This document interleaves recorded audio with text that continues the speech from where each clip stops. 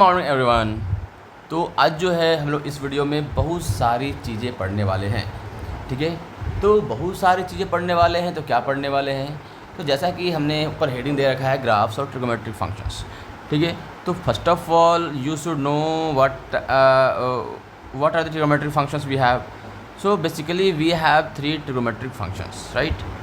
And that three trigonometric functions are as follows. Okay, so हमारे पास जो trigonometric functions हैं वो कुछ इस प्रकार के हैं। ठीक है, तो कौन कौन से हैं तो हम लोग देखते हैं। तो हमारे पास जो ट्रिगोमेट्रिक फंक्शंस हैं वो कुछ इस प्रकार के हैं, जैसे कि आप देख सकते हो कि पहला जो हमारे पास ट्रिगोमेट्रिक फंक्शन है वो क्या है। तो पहला जो हमारे पास ट्रिगोमेट्रिक फंक्शन है वो है साइन एक्स, दूसरा है हमारे पास कॉस एक्स, तीसरा है हमारे पास टैन एक्स, चौथा है हमारे पास कॉट एक्स, फिर आपके पास है कॉसेक एक्स और फिर आपके पास है सेक एक्स। तो ये जो हमारे पास ट्रिगोनोमेट्रिक फंक्शंस हैं, ठीक है, तो इन ट्रिगोनोमेट्रिक फंक्शंस का ग्राफ कैसा होता है। ठीक है, क्योंकि आपको पता है कि साइन एक्स का ग्राफ थोड़ा मोड़ा आपको पता भी होगा, कॉस एक्स का ग्राफ पता होगा, कॉसेक एक्स का ग्राफ पता होगा, टैन एक्स का ग्राफ पता होगा और कॉट एक्स का ग्राफ भी पता होगा। मोर और लेस आपको पता ही होगा। ठीक है, इंस्टेड हम लोग जो है इस वीडियो के साथ आए हैं कि यहाँ पे हम लोग जो है इसके बारे में स्टडी कर सकें। ओके, सो हम लोग देखते हैं कि साइन एक्स पढ़ने का मतलब ये नहीं होता कि आपने उसको बस ग्राफिकली रिप्रेजेंट कर दिया, है ना। तो साइन एक्स का ट्रिगोनोमेट्रिक फंक्शन का ग्राफ पढ़ने का मतलब होता है कि आप उसके डोमेन के बारे में स्टडी कर रहे हो, उसके रेंज के बारे में स्टडी कर रहे हो। ठीक है, कि उसका डोमेन क्या है।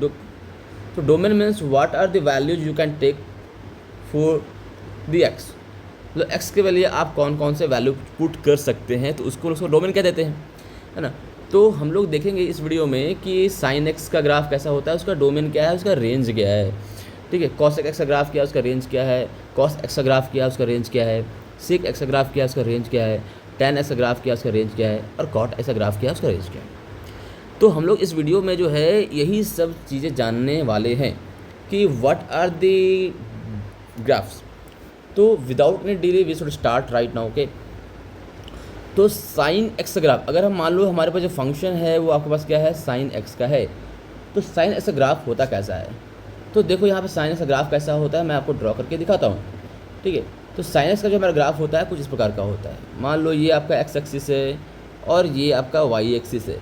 ठीक है, तो ये आपको मैंने दो एक्सिस बना करके दिखाया। ये आपका हो गया एक्स एक्सिस, क्या हो गया, एक्स एक्सिस हो गया, और ये जो आपका हो गया वो हो गया क्या, वाई एक्सिस। तो हमारे पास दो एक्सिस है, एक एक्स एक्सिस है, दूसरा हमारे पास वाई एक्सिस है। ठीक है, तो हमको पता है कि कुछ कुछ वैल्यू जो आप ट्रिगोमेट्रिक रेशियो में सीख के आया एंगल्स का, तो आपने पढ़ा कि सर साइन जीरो जो होता है वो कितना होता है, जीरो होता है। साइन 30 जो होता है वो कितना होता है, तो सर 1/2 होता है। और साइन 45 जो होता है वो 1/2 होता है। साइन 60 जो होता है वो √3/2 होता है। और साइन 90 जो होता है वो 1 के बराबर होता है। तो बेसिकली इस जो साइन का आप डिफरेंट एंगल्स पे वैल्यू देख पा रहे हो, आप देख रहे हो क्या कि वैल्यू जो है वो इंक्रीजिंग ऑर्डर में है। मतलब कुछ वैल्यू जो है इस प्रकार से कंटिन्यूसली इंक्रीज कर रहा है।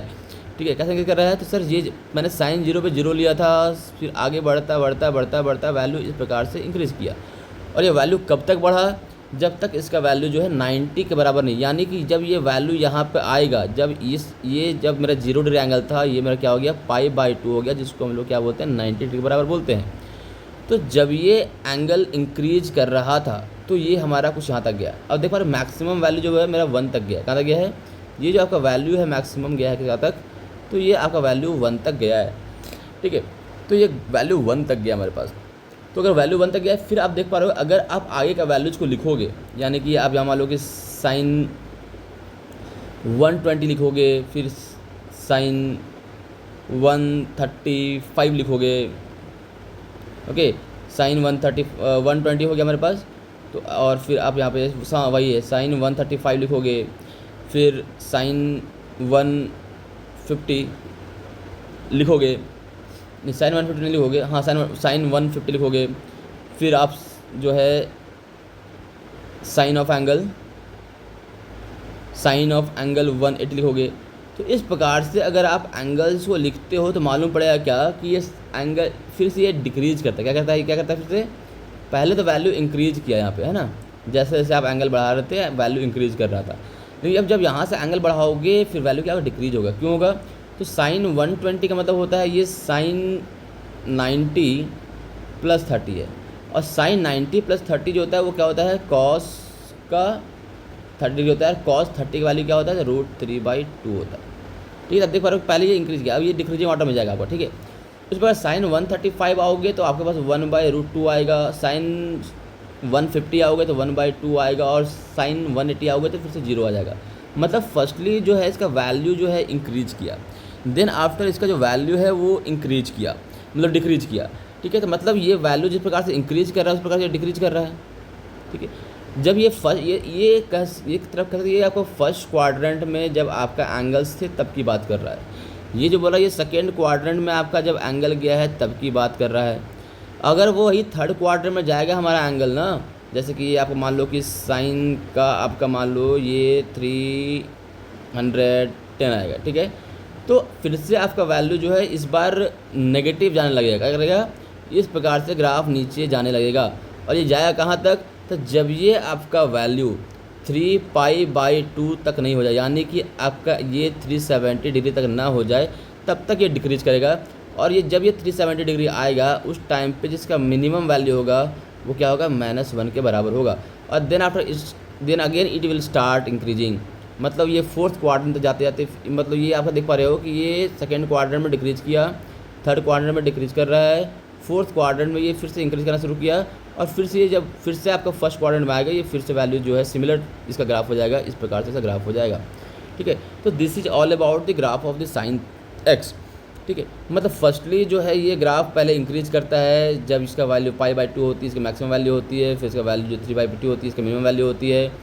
तो आप देख पा रहे हो ये 0 था, ये π/2 था, ये पाई था, यानी कि साइन पाई का वैल्यू भी 0 है, क्योंकि ग्राफ इस टाइप पे देख रहा है एक्सेस कट रही है, जब भी एक्सेस कटेगी तब हमारा y का वैल्यू क्या होगा, 0 हो जाएगा, तो साइन x की वैल्यू 0 हो जाएगी। Then again its start increasing its value. ठीक, इस प्रकार से साइन का ग्राफ हमारा होता है। तो अगर हम इसका एक फिर से आपको बना के दिखाऊँ इस प्रकार से कि साइन का ग्राफ कैसा होता है, तो इसका साइन ग्राफ कुछ इस प्रकार से हमारा जाता है। ये गया ऊपर की ओर, फिर नीचे आया, फिर ऊपर गया, फिर नीचे आया, फिर ऊपर गया, फिर नीचे गया।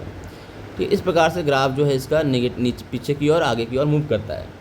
और इसका वैल्यू जो है मैक्सिमम जो हाइट जाता है इसका क्या जाता है, तो ये 1 के बराबर जाता है, तो 1 के बराबर, और मिनिमम क्या जाता है इसका हाइट, तो मिनिमम हाइट जो इसका क्या है वो -1 के बराबर जाता है।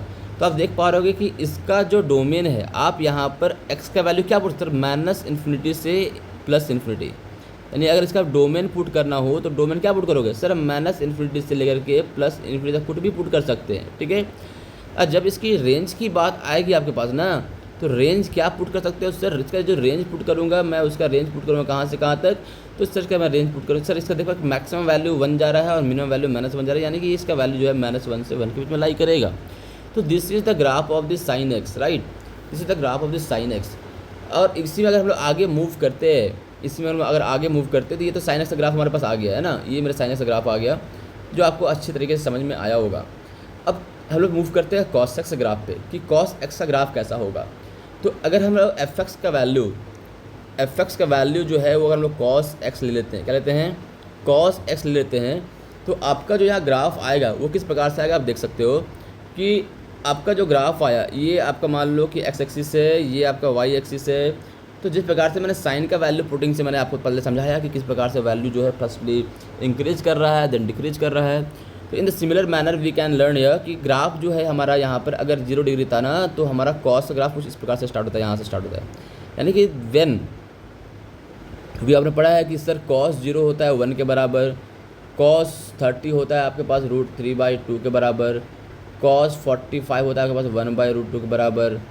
ठीक है, फिर cos 60 जो होता है 1 होता है आपके पास 1/2 के बराबर, फिर cos मान लो यहाँ पे आपका 160 हो गया, cos 90 जो होता है आपके पास 0 के बराबर होता है। तो आप देख पा रहे होगे यहाँ जो वैल्यूज है वो हमारी डिक्रीज कर रही है, क्या कर रही है आपका वैल्यू, तो यहाँ जो आपकी वैल्यू है वो डिक्रीज कर रही है। तो अगर यहाँ पर वैल्यू डिक्रीज कर रही है इसका क्या मतलब है, इसका मतलब ये है कि फर्स्ट जब ये 0 था ये 1 था, यानी मैक्सिमम वैल्यू इज दिस, यहाँ पे 1 होगा, कितना होगा 1 होगा। और इसका जो मिनिमम वैल्यू होगा, इसका जो मिनिमम वैल्यू -1 के बराबर होगा। तो ग्राफ कुछ इस प्रकार से मूव करता है, ग्राफ कुछ इस प्रकार से मूव करता है और ग्राफ कुछ इधर इस प्रकार से मूव करता है, ठीक है। यानी कि जब इसकी वैल्यू 0 थी, एंगल एक्स की वैल्यू 0 थी, तो हमारा वैल्यू मैक्सिमम ये आ जाता है 1 के बराबर।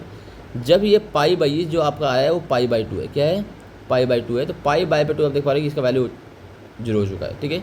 मतलब यहाँ से पहले वैल्यू डिक्रीज कर रहा है, तो डिक्रीज कहाँ तक कर रहा था, पाई तक जा रहा है। ये वैल्यू आपका पाई है, यानी कि जब आपका वैल्यू पाई होगी तब आपका जो एक्स का वैल्यू होगा -1 के बराबर आएगा। मतलब दिस इज पाई एंड जो वैल्यू आ रहा है वो -1 के बराबर आ रहा है, ठीक है। तो कॉस ऐसा ग्राफ कुछ इस प्रकार से होता है कि ये जो है आपका पाई/2 पे 0 वैल्यू देगी, पाई पे आपको -1 वैल्यू देगी, फिर ऊपर जाओगे तो 3π/2 पे फिर से 0 हो जाएगा और फिर आपका 4π पे फिर से इसका वैल्यू कितना हो जाएगा 1, यानी कि cos 2π जो होगा फिर से कितना हो जाएगा 1 के बराबर आएगा। तो in this manner the graph of the trigonometric function increases, मतलब कि cos x is this, right. तो ये आपका हो जाता है cos x ग्राफ इस प्रकार का, ठीक है। जब तो अगर ये आपका cos x ग्राफ है तो इसका भी आप देख पा रहे हो कि इसका डोमेन जो है, you can put the values of the x from -∞ to +∞, and you will get the value of this cos x, that is range of this cos x will be between -1 and 1 including 1 and -1, ठीक है।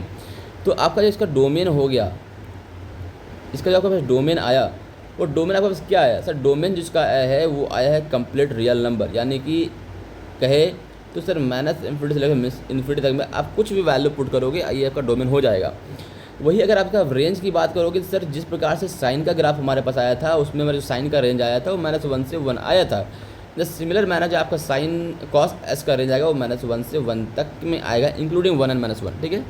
तो वो close interval आपके पास आता है, ठीक है। तो ये आपका cos x का ग्राफ हो जाता है। आई होप आपको 2 ग्राफ समझ में आया होगा कि साइन x का ग्राफ कैसा होता है, cos x का ग्राफ कैसा होता है। In the next video we will learn about the graph of the cos x and the sec x, ठीक है। And then in the conjugate and the next consecutive videos you will get the graph of, we will learn about the graph of the tan x and cot x. So that's all for today. We'll learn it later in a better manner. I hope you all have understood this topic very well, and if you want this kind of lecture again and again, stay connected with us, subscribe and like my channel. Thank you.